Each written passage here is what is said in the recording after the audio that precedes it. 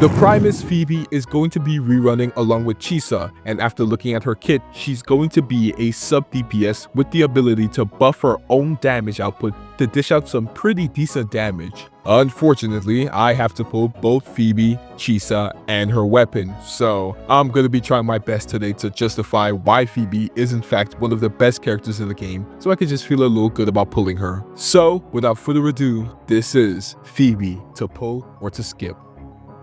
But before I continue with the video, Kuro Games has been constantly releasing back-to-back banger characters that you may want on your account. But thanks to today's sponsorship, LD Shop, they are the perfect site to help you get the currency you need at affordable prices. LD Shop is the perfect site to acquire not only Loot Knight, but other in-game purchases at quite the affordable prices, starting at 15% off, ladies and gentlemen. This is not a drill, 15% off. As a Wuthering Waves player myself, getting not only the Loot Knight subscription, but also the premium battle pass by using LD Shop is like having Zani personally give me a back massage while she's going absolutely.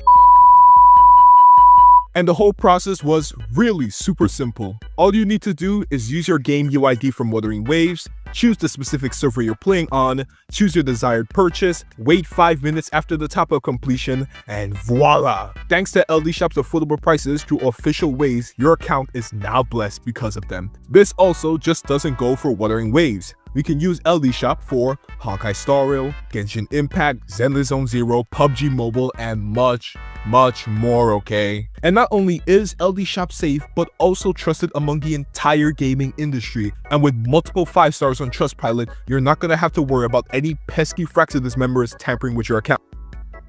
What the hell are you doing here? They also have amazing customer support, so if you have any issues, they'll be able to help you with whatever issues you may come across right away. So if you're interested in using LD Shop, you can use my link in the description below to save up to 5% off on all your purchases over at LD Shop. And once again, thank you LD Shop for sponsoring today's video.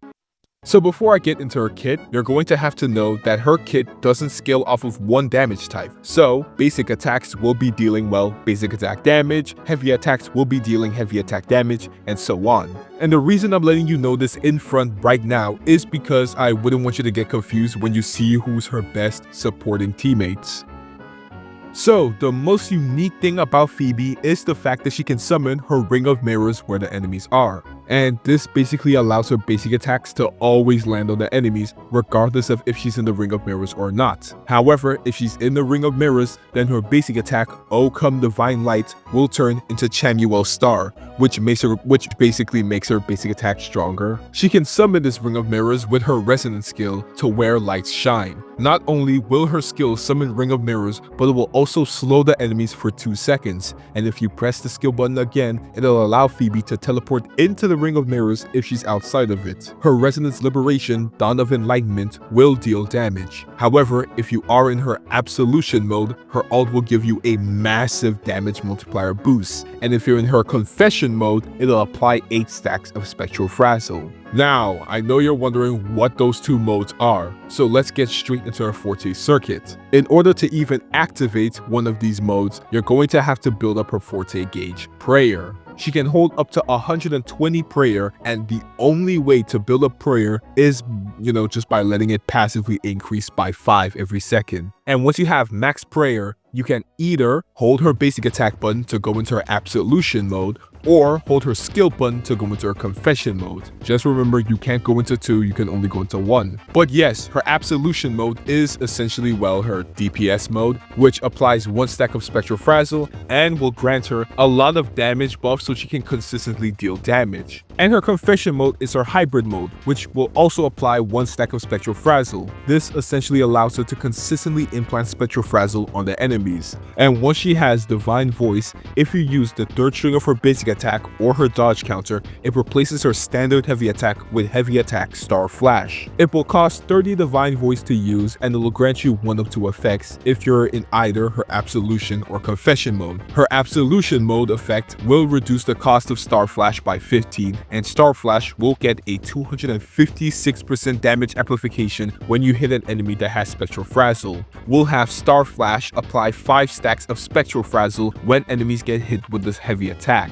Phoebe can hold up to 60 Divine Voice, and you can gain Divine Voice by using the basic attack that activates Absolution mode or her skill that activates Confession mode. Her outro will deal damage and has different effects depending on if you are in either her Absolution or Confession mode. Absolution mode will increase the damage multiplier by 255%, and her Confession mode will grant Silent Prayer to the Resonator on the field. It will also reduce Spectral Res of enemies and will also give Resonators 100% Spectral Fragile damage bonus. Her first passive will allow her mid-air attack to be used one more time, and her second passive will increase her Spectral Fragile damage by 12% if you're in her Absolution mode or Confession mode. So, Phoebe is a character that can either go the full DPS route or the hybrid route, which is DPS and Spectral Fragile applier. With her kit not being bound by any damage types also opens up a lot of flexibility. However, most of her damage is coming from her forte and her heavy attacks. And honestly, I think she does both roles pretty well. And of course, if you're using Phoebe with Zani, then you're going to go the Confession route, which allows you to consistently apply Spectral Fragile. And her Absolution mode is basically full-blown made DPS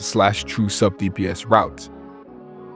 When it comes to who has synergy with Phoebe, the first character is going to be Zani. This makes sense seeing as they're canonically a couple, my sources myself. But seriously, Zani needs characters to apply Spectral Fragile, and well, Phoebe is one of the best characters that can support Zani in that field. Yuno is next, and since Phoebe's main damage is coming from heavy attacks, Yuno can help her buff that heavy attack damage. Not only that, but Yuno will be a solid sub-DPS hybrid for your DPS Phoebe.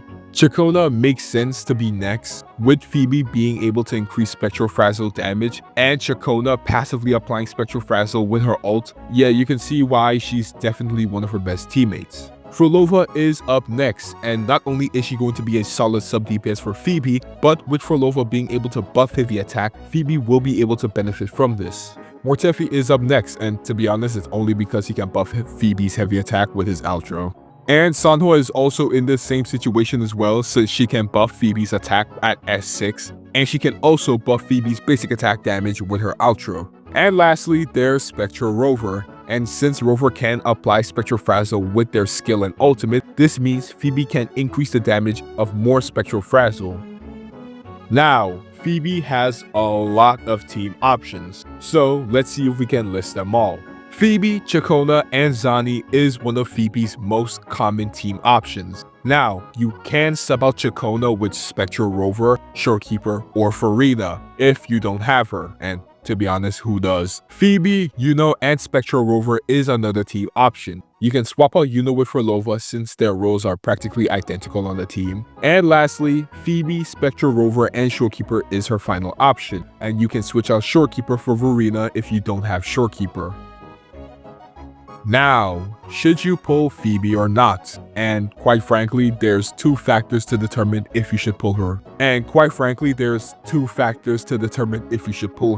One, if you have Zani without Phoebe, then I would 100% recommend pulling Phoebe. Having Phoebe on your team would be a significant improvement compared to just using Spectral Rover. And two, if you want a genuine DPS, then I honestly wouldn't recommend pulling her. There are tons of better DPS characters you can pull, like Albrana, Cardathea, Frolova, Carlotta, etc. While yes, you can make Phoebe a DPS, she just excels much better at a sub-DPS hybrid. However, if you truly like Phoebe and genuinely want to pull her, then I 200% support your choice. She has enough freedom as a DPS character to use her however you want. But that's going to be it for the video. With version 2.8 a day away as of recording this video, I hope you all don't lose your 50-50 to Ling Yang. And trust me, you're going to need it, because I'm going to pull both while winning 50-50. Anyways, make sure to like, comment, and subscribe, and I'll see you all in the next Wuthering Waves video. Signing off.